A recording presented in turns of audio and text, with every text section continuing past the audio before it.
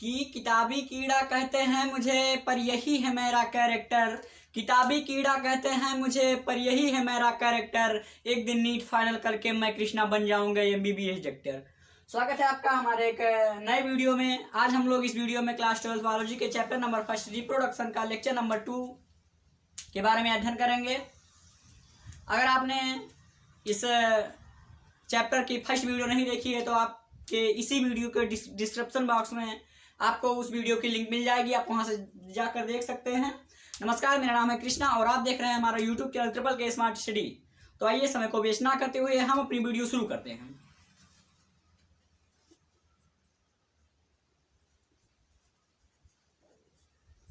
आज हम बात करेंगे अलैंगिक जनन के डीपली के बारे में। मतलब अलैंगिक जनन क्या है, उसके कितने प्रकार हैं, उसको कितने क्लासिफिकेशन में बांटा गया है, उनके एग्जाम्पल क्या हैं, ये समझाएंगे। तो आइए अलैंगिक जनन हम लोग डाल देते हैं।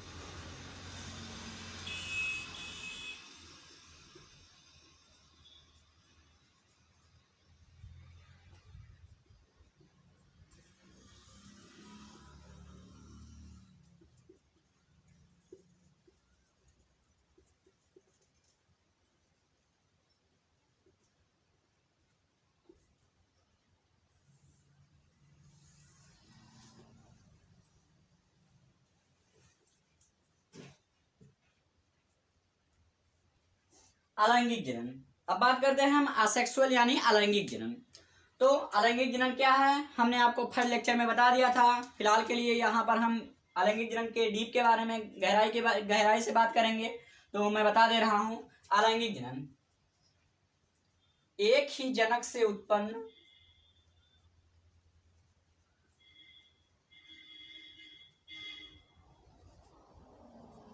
तो अलैंगिक जनन क्या होते हैं? अलैंगिक जनन जो होते हैं ये एक ही जनक से उत्पन्न होते हैं, जो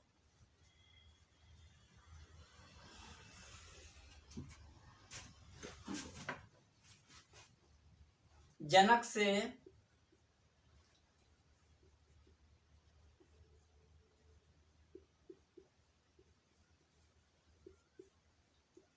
आनुवांशिकी एवं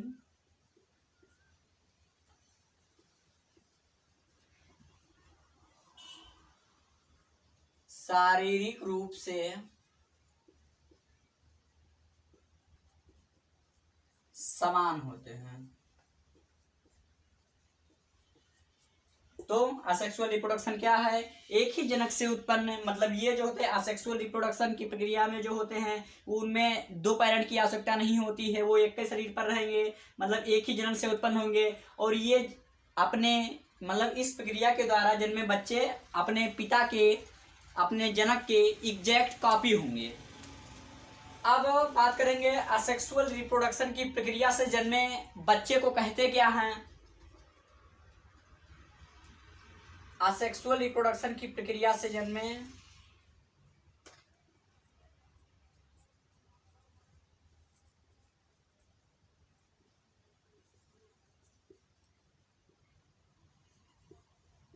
असेक्सुअल रिप्रोडक्शन की प्रक्रिया से जन्मे बच्चे को यानी संतति को, बच्चे कहिए चाहे संतति कहिए, संतति को क्लोन कहेंगे। कभी कभी पूछ लेता है क्लोन किसे कहते हैं, तो असेक्सुअल रिप्रोडक्शन की प्रक्रिया से जन्मे बच्चे को क्या कहते हैं? क्लोन कहते हैं। असेक्सुअल रिप्रोडक्शन किसके द्वारा संपन्न होता है? तो यह समसूत्री विभाजन के द्वारा संपन्न होता है।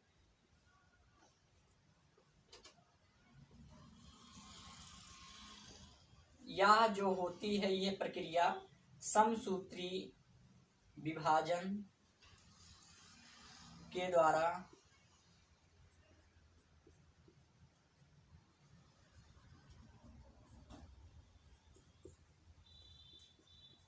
ये प्रक्रिया क्या है? ये प्रक्रिया किसके द्वारा संपन्न होती है? समसूत्री विभाजन के द्वारा संपन्न होती है। तो अभी हम लोगों ने आना असेक्सुअल क्या है? एक ही जन्म से जन्मे, एक ही जन्म से ये उत्पन्न होते हैं, एक ही जनक से, जो जनक से आनुवांशिक एवं शारीरिक रूप से समान होते हैं, एक अपने पेरेंट्स के एग्जैक्ट कॉपी होते हैं। असेक्सुअल रिप्रोडक्शन की प्रक्रिया से जन्मे बच्चे या संतति को क्लोन कहेंगे। ये सब सूत्री विभाजन के द्वारा संपन्न होते हैं। अब हम बात करेंगे classification of asexual reproduction. Asexual reproduction यानी अलैंगिक जनन को कितने वर्गों में बांटा गया है? तो आइए क्लासिफिकेशन ऑफ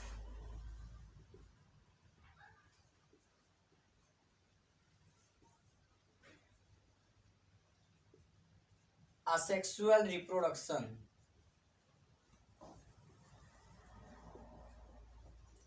तो ये जो फर्स्ट है हमारा वो है विखंडन, जिसको इंग्लिश में कहेंगे फिजन। एंड सेकंड है हमारा मुकुलन। मुकुलन को इंग्लिश में कहेंगे बडिंग। एंड थर्ड का नाम है बीजाणु निर्माण।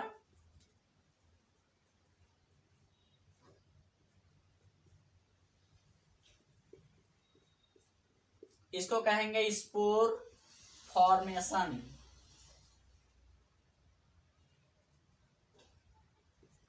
एंड फोर्थ का नाम है खंडन यानी फ्रेगमेंटेशन।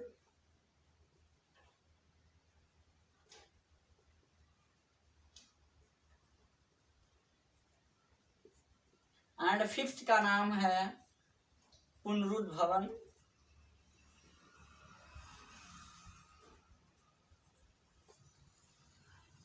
पुनरुद्भवन को इंग्लिश में कहते हैं रीजनरेशन।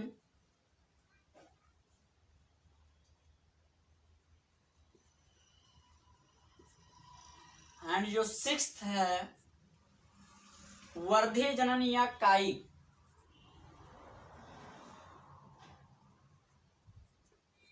वर्धी जनन या कायिक जनन।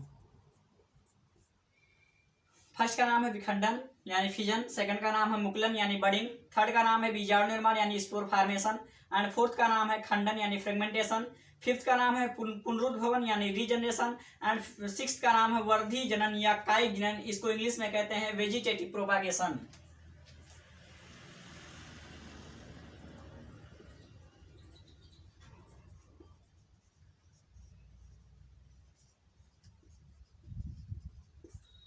ये हो गया हमारा वर्धी जनन या कायिक जनन का इंग्लिश हो गया वेजिटेटिव या प्रोपागेशन। अब हम लोगों ने जान लिया अलैंगिक जनन क्या है, इसकी परिभाषा जान लिया, इसकी प्रक्रिया से जन्मे बच्चों को क्या कहते हैं, असेक्सुअल रिप्रोडक्शन के क्लासिफिकेशन के बारे में जान लिया। इसका क्लासिफिकेशन 6 में हुआ है, 6 भागों में हुआ है। अब आइए इन 6 क्लासिफिकेशन को हम डिटेल से समझेंगे। तो आइए सबसे पहले हम सबसे पहले आप स्क्रीनशॉट ले लीजिए, हम आज जा रहे हैं।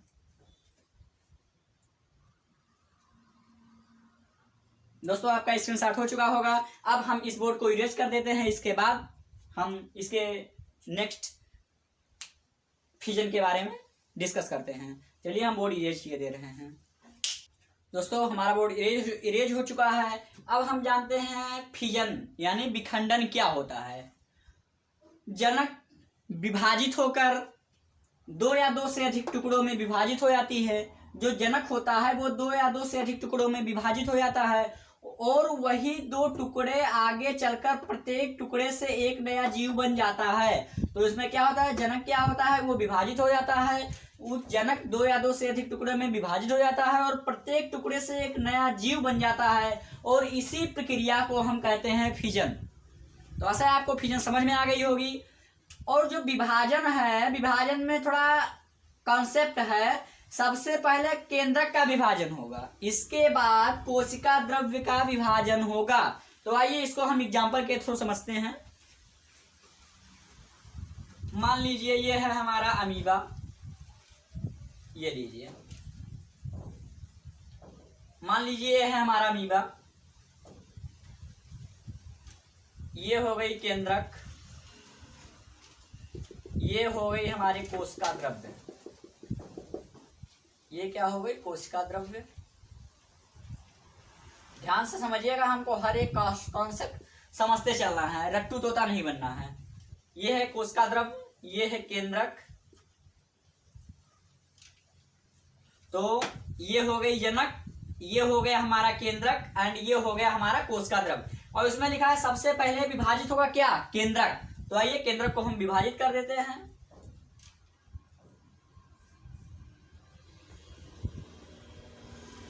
मान लीजिए एक केंद्रक यहां हो गया और एक केंद्रक यहां हो गया।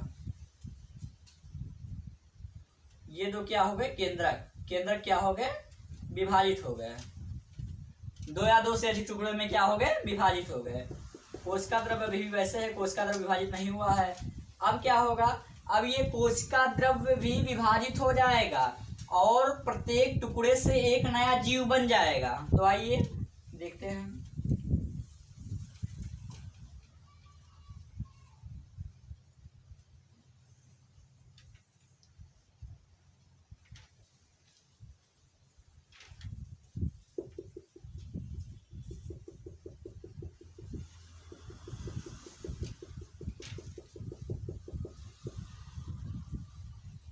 ये हो गई अलग केंद्रक,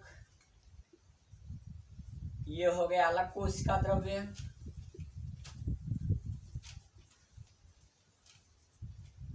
ये हो गई अलग कोशिका द्रव्य, कोशिका द्रव्य, और ये हमारा क्या हो गया, अलग हो गया केंद्रक।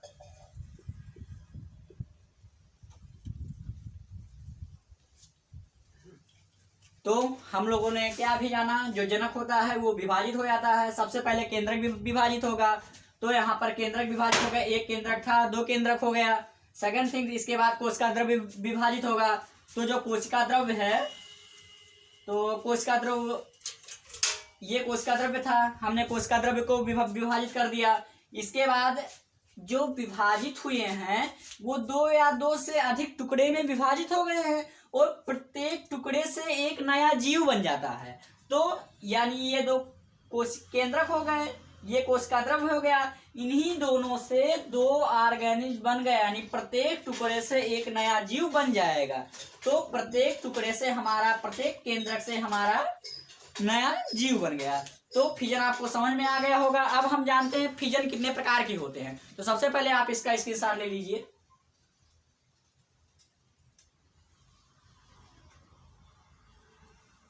तो आपका स्क्रीनशॉट हो गया होगा। अब हम लोग इस बोर्ड को इरेज कर देते हैं। तो आइए हम इस बोर्ड को इरेज कर देते हैं। दोस्तों हमारा बोर्ड इरेज हो चुका है। हम जानते हैं कि जो फिजन होता है यानी विखंडन होता है वो दो प्रकार के होते हैं। एक होता है बाइनरी फिजन, एक होता है मल्टीपल फिजन। जो बाइनरी फिजन का अर्थ होता है, जो विखंडन है दो प्रकार के होता है, बाइनरी फिजन और मल्टीपल फिजन। जो बाइनरी फिजन का अर्थ होता है वो होता है द्विविखंडन, एंड जो मल्टीपल फिजन होता है वो होता है बहुविखंडन। आइए अब हम जानते हैं multiple fission and binary fission क्या है, इसमें क्या अंतर है। तो सबसे पहले हम जानते हैं जो बाइनरी फिजन होता है, इसमें पहले हम लिख लेते हैं फिर आपको बताते हैं। तो दोस्तों हमने बोर्ड को लिख लिया है। अब हम समझते हैं जो विखंडन होता है यानी फिजन होता है वो दो प्रकार के होते हैं, binary fission and multiple fission. Binary fission का अर्थ होता है द्विविखंडन एंड मल्टीपल फिजन का अर्थ होता है बहुविखंडन।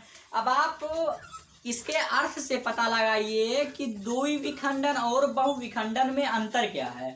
तो द्वि शब्द से ही जैसे कि पता चल रहा है, द्विविखंडन यानी दो नए जीव का निर्माण करेगा एंड बहुविखंडन यानी विभाजित होकर दो से अधिक जीव का निर्माण करेगा। तो आइए समझते हैं जो बाइनरी फिजन होता है यानी इसमें जो जनक होता है वो विभाजित हो जाएगा और वो भी केवल दो नए जीव का निर्माण कर पाएगा। जो जनक होगा वो विभाजित हो जाएगा और केवल दो नए जीव का निर्माण करेगा। कहने का मतलब ये है, अगर कोई जनक विभाजित होकर दो नए जीव का निर्माण करता है तो वह बहुविखंडन द्विविखंडन कहलाता है। उदाहरण के लिए है आपका अमीबा। एंड जो मल्टीपल फिजन होता है यानी इसमें क्या होते हैं, जनक होता है वो विभाजित हो जाता है और इसमें केवल जैसे दो विखंडन था तो इसमें दो नए जीव का निर्माण होता था, लेकिन ये बहुविखंडन यानी दो से अधिक जीव का निर्माण होगा। तो फिजन कितने प्रकार के होते हैं, दो प्रकार के होते हैं, binary fission and multiple fission. जो बाइनरी फिजन होता है उसमें जनक विभाजित होकर दो जीव का निर्माण करेगा एंड जो मल्टीपल फिजन होता है इसमें जनक विभाजित होकर दो से अधिक जीव का निर्माण करेगा। यही हमको इसमें समझना है। जो बाइनरी फिजन होता है वो हो गया, उसका एग्जाम्पल है अमीबा। एंड जो मल्टीपल फिजन होता है उसका एग्जाम्पल है प्लाज्मोडियम। देखिए जल्दी कोई नहीं है, आपको हर एक कॉन्सेप्ट समझते चलना है। मैं यकीन के साथ कह सकता हूं अगर आप हमारी फुल वीडियो देखते हैं तो आपको किसी भी कोचिंग की आवश्यकता नहीं पड़ेगी। तो इतना आपको समझ में आ गया होगा। अब हम फिजन के बाद बडिंग आते हैं यानी मुकुलन आते हैं। तो सबसे पहले आप इसका स्क्रीनशॉट ले लीजिए। दोस्तों आपका स्क्रीनशॉट हो चुका होगा। अब हम अपने इस बोर्ड को इरेज कर देते हैं और हम समझते हैं बडिंग यानी मुकुलन क्या होता है। चलिए हम इसको इरेज किए दे रहे हैं। दोस्तों हमारा बोर्ड इरेज हो चुका है। अब हम समझते हैं मुकुलन यानी बडिंग क्या होता है। तो आइए इसको हम कॉन्सेप्ट के साथ समझते हैं। देखिए जनक के शरीर पर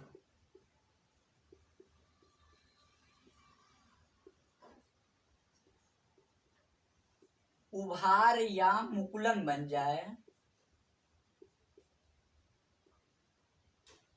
उभार या मुकुल बन जाए, फिर उस मुकुल से नया जीव बन जाता है।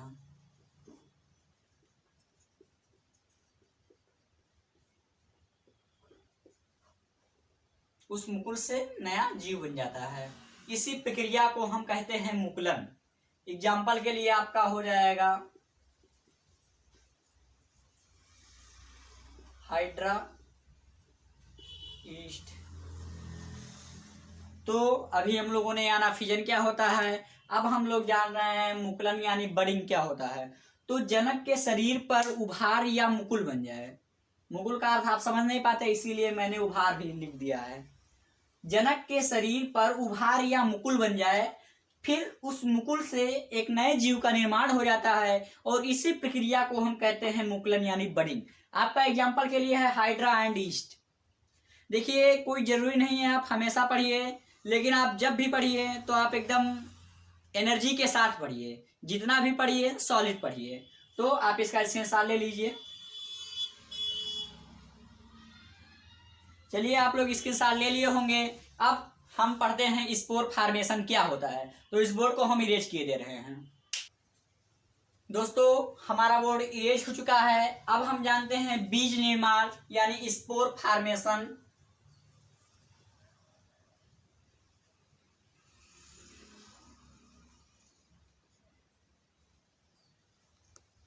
तो निर्माण का तौर तो वैसे पता चल जा रहा है यानी बीज का निर्माण होगा। अब हम जानते हैं कि बीजाणु क्या होता है। अगर आप लोग को आता है कि बीजाणु क्या होता है तो आप लोग कमेंट बॉक्स में जरूर बताएं कि बीजाणु क्या होता है। चलिए फिलहाल के लिए हम पढ़ा रहे हैं तो हम आपको बता ही रहे हैं कि बीजाणु क्या होता है। तो जो बीजाणु है इसकी आकार क्या होती है, ये सूक्ष्म आकार की संरचनाएं हैं।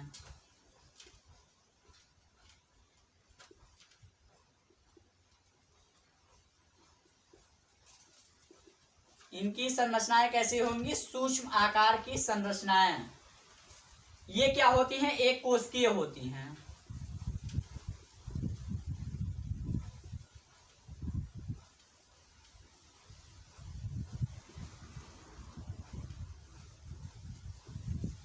जो बीजाणु होते हैं वैसे तो एक मान लीजिए ऐसे कि ये दो प्रकार के होते हैं। एक में कसाव पाया जाएगा, कसाव यानी फ्लैजिला। चलिए इसमें नहीं पाया जाता है। कसाव क्या होता है, इसमें नहीं पाया जाता है। और इसमें कसाव क्या होता है, कसाव का मतलब इंग्लिश होता है फ्लैजिला। इसमें क्या होता है, कसाव पाया जाता है। तो जिसमें कसाव पाया जाता है उसे चल बीजाणु कहते हैं। जिसमें कसाव पाया जाता है उसे चल बीजाणु कहते हैं।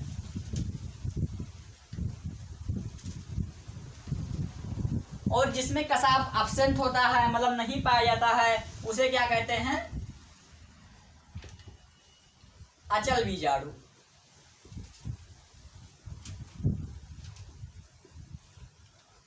चूंकि शब्द से हमें पता चल रहा है कि जो चल बीजाणु हैं वो मोटाइल होंगे, गति करते होंगे। ये क्या होते हैं, मोटाइल होते हैं और ये क्या होते हैं, नॉन मोटाइल।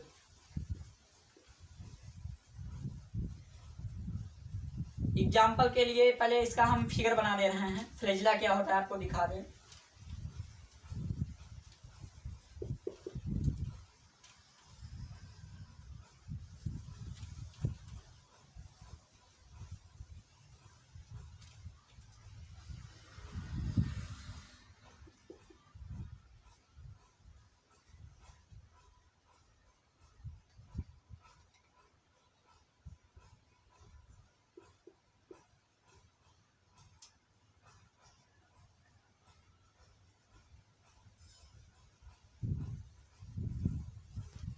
दोस्तों हमें कोई जल्दी नहीं है, आप लोग कॉन्सेप्ट के साथ समझते चलिए कि जो बीजाणु निर्माण होता है यानी स्पोर फॉर्मेशन होता है, तो फॉर्मेशन का अर्थ तो समझ आ रहा है कि यानी निर्माण होगा किसी न किसी चीज का, चूंकि आगे बीजाणु दिया है यानी बीजाणु का निर्माण होगा।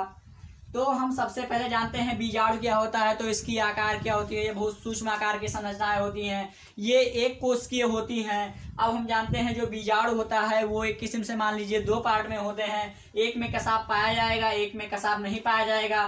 तो जिस बीजाणु में कसाव पाया जाता है उसे चल बीजाणु कहते हैं, एंड जिस बीजाणु में कसाव अनुपस्थित होता है यानी नहीं पाया जाता है उसे अचल बीजाणु कहते हैं। चूंकि हमें शब्द से पता चल रहा है चल बीजाणु यानी वो चलता होगा, यानी वो गतिशील होते हैं, वो गति कर सकते हैं, यानी वो मोटाइल होते हैं।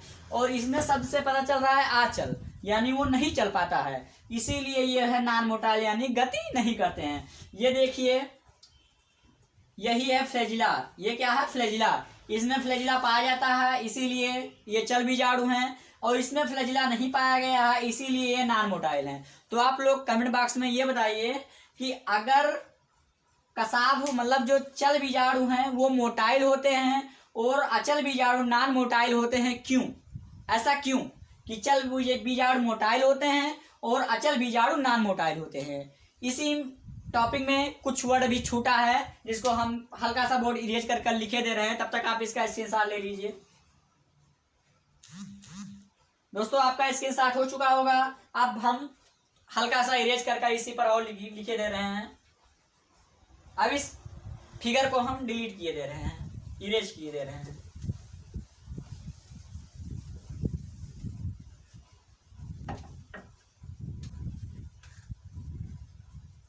नोट में ये लिख लीजिए, बीजाणु जिस कोशिका में बनता है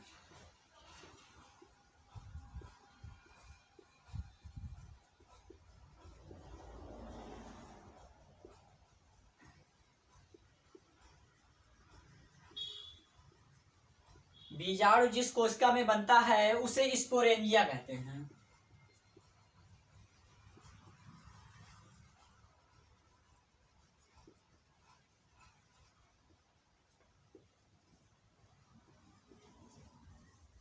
एग्जाम्पल के लिए आप पूरे इसका ले लीजिए, क्लाइमेडेसिस,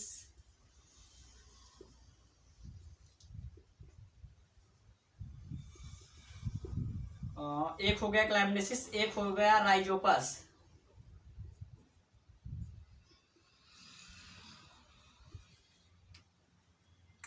तो बीजाणु निर्माण में हमने जाना बीजाणु की संरचनाएं के बारे में, ये एक कोशिकीय होते हैं। बीजाणु में जिस बीजाणु में कसाव पाया जाएगा उसे चल बीजाणु, जिस बीजाणु में कसाव नहीं पाया जाएगा उसे अचल बीजाणु। जो चल होते हैं वो मोटाइल होते हैं, जो अचल होते हैं वो नॉन मोटाइल होते हैं। बीजाणु जिस कोशिका में बनता है उसे स्पोरेंजिया कहते हैं। आपका ये पूरे का एग्जाम्पल है क्लाइमेडेसिस एंड राइजोपस।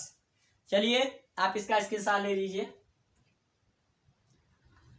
आपका स्क्रीनशॉट हो चुका होगा। अब हम इसके नेक्स्ट के बारे में बात करते हैं, तो हम बोर्ड को जब तक इरेज किए दे रहे हैं, चलिए बोर्ड को इरेज कर देते हैं। दोस्तों हमारा बोर्ड इरेज हो चुका है। अब हम जानते हैं खंडन यानी फ्रेगमेंटेशन क्या होता है, तो आइए खंडन को हम समझ लेते हैं। जो जनक का शरीर होता है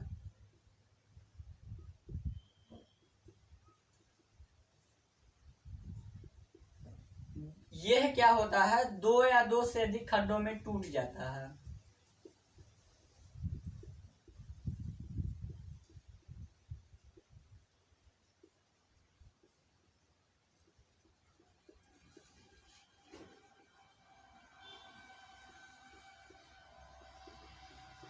ये क्या होता है, दो या दो से अधिक खंडों में टूट जाता है।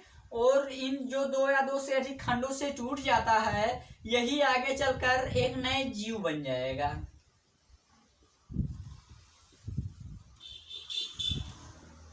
एक नए जीव का निर्माण हो जाएगा।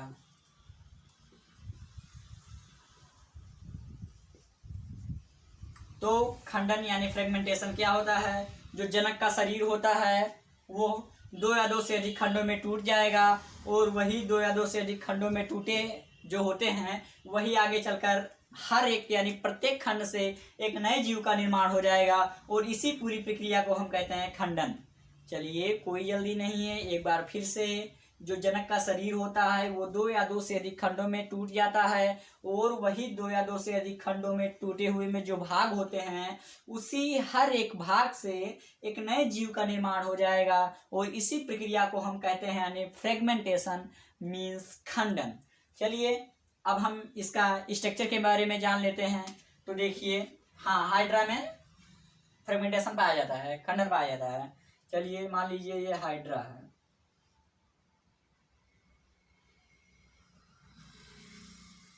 ये क्या हुआ, हमारा दो खंडों में टूट गया। ये है हमारा हाइड्रा, ये दो खंडों में टूट गया। ये है फ्लैजिला,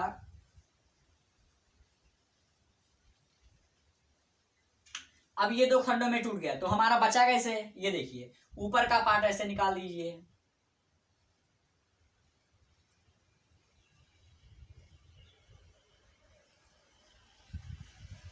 ठीक, और सेकंड वाला पार्ट ऐसे लगा दीजिए, एंड थर्ड वाला पार्ट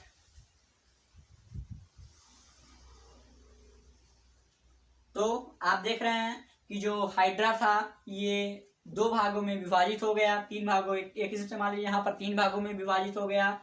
एक भाग ये है, एक भाग ये है, एक भाग ये है। अब ये प्रत्येक टुकड़े से एक नए जीव का निर्माण हो जाएगा, और इसी प्रक्रिया को हम कहते हैं खंडन यानी फ्रेगमेंटेशन। एक बार एक एग्जांपल और लेते हैं, मान लीजिए ये स्टारफिश है,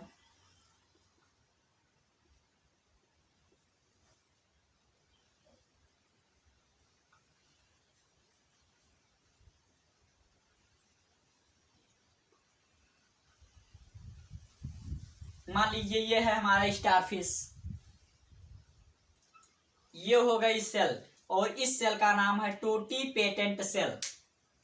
ये है हमारा स्टारफिश, और स्टारफिश मान लीजिए नदी में तैर रही है। स्टारफिश क्या है, नदी में तैर रही है। ये है हमारा टोटी पेटेंट सेल, लिख लीजिए, ये क्या है, टोटी पेटेंट सेल, या फिर सेंट्रल डिस्क भी कह सकते हैं नॉर्मली। तो मान लीजिए ये नदी में तैर रही थी, और एक मछली आई, इसका इतना सा पार्ट क्या है, खा गई। इसका इतना सा पार्ट क्या है, खा गई, मछली खा गई। तो मछली खा गई तो इसका पार्ट इतना बचा, मछली इतना खा गई, यानी ये ऐसे बचा। इसके बाद आगे चलकर यही निर्माण हो जाएगा फिर से स्टारफिश में।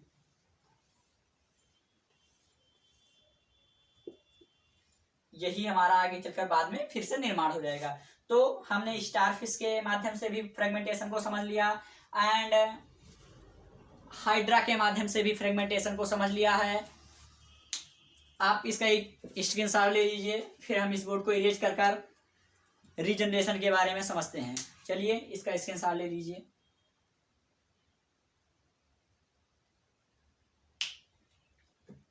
चलिए, अब हम इस बोर्ड को इरेज किए दे रहे हैं, लेकिन आप इसका एग्जाम्पल लिख लीजिए, यूलोथ्रिक्स, ETC लगा लीजिए, यूलोथ्रिक्स हो गया। अब इसके बाद आता है फ्रेगमेंटेशन के बाद आता है रीजनरेशन। तो रीजनरेशन का जो डिफिनेशन होता है, after fragmentation that you see is called regeneration. आप फ्रेगमेंटेशन के बाद जो चीज देखने को आपको प्राप्त होती है उसी को कहते हैं रीजनरेशन। तो चलिए इतना हम छोड़े दे रहे हैं क्योंकि ये भी काम आएगा, और इतना हम इधर का इरेज कर आपको रीजनरेशन के बारे में समझाते हैं। तो आइए बोर्ड को हम इरेज कर देते हैं। दोस्तों हमारा बोर्ड इरेज हो चुका है। अब हम समझते हैं रीजनरेशन यानी पुनरुद्भवन।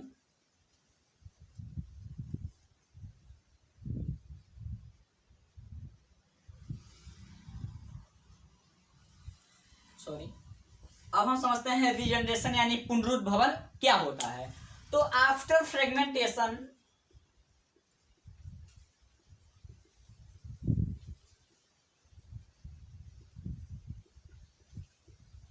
that you see is called regeneration।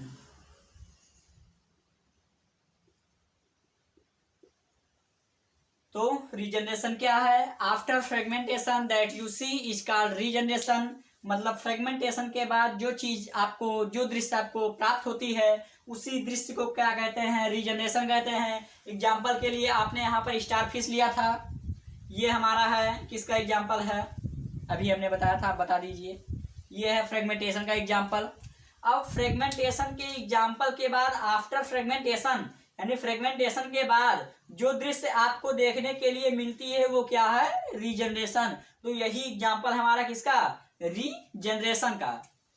समझ में आ गया ना? ये क्या थे रीजनरेशन में? ये क्या है? Central disc.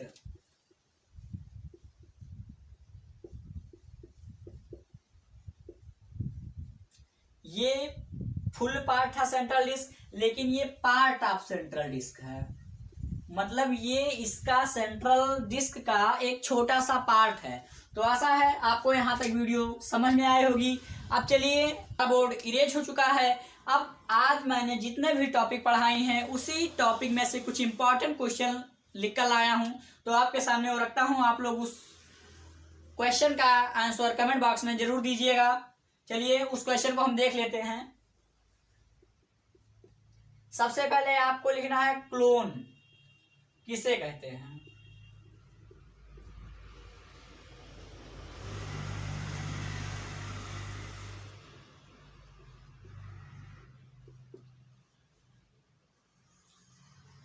असेक्सुअल रिप्रोडक्शन तो असेक्सुअल रिप्रोडक्शन होता है, उसको कितने क्लासिफिकेशन में बांटा गया? उसका क्लासिफिकेशन बता दीजिए आप असेक्सुअल रिप्रोडक्शन के क्लासिफिकेशन के बारे में।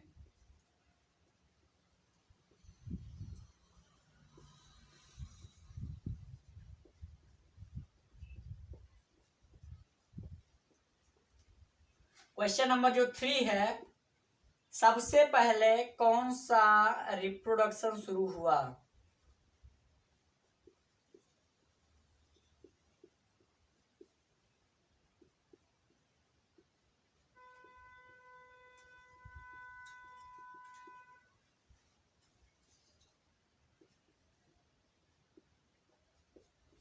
सबसे पहले कौन सा रिप्रोडक्शन स्टार्ट हुआ?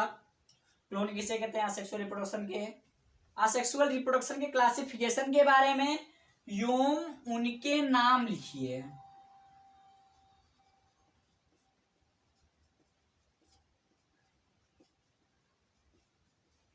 दोस्तों हमने अभी नहीं बताया था सबसे पहले कौन सा रिप्रोडक्शन स्टार्ट हुआ, तो मैं आपको बता दूं। सबसे पहले जो असेक्सुअल रिप्रोडक्शन स्टार्ट हुआ था, एग्जाम्पल के लिए जो असेक्सुअल रिप्रोडक्शन के एग्जाम्पल में आते हैं एक कोष के जीव, जैसे अमीबा, पैरामेसियम, यूग्लिना, एंट अमीबा, ईटीसी यानी इत्यादि। दोस्तों इस तीनों का आंसर आपको हमारे इसी वीडियो में मिलेगा। अगर आपने हमारी फर्स्ट वीडियो नहीं देखी है तो इस चैनल के डिस्क्रिप्शन बॉक्स में जाकर आप हमारी फर्स्ट वीडियो देख सकते हैं। और अगर आपको इसका आंसर नहीं मिल रहा है तो आप एक बार हमारी इसी वीडियो को एक बार पुनः देखिएगा, आपको इसका आंसर जरूर मिलेगा। चलिए, अगर आपको ये वीडियो अच्छा लगा हो तो लाइक करिए, शेयर करिए, कमेंट करिए एवं सब्सक्राइब करिए, ताकि इसी चैनल पर आपको इसी प्रकार की बायोलॉजी, फिजिक्स एवं केमिस्ट्री की क्लास मिलती रहेगी। अब इसके बारे में हम नेक्स्ट वीडियो में बात करेंगे तब तक के लिए धन्यवाद। जय हिंद।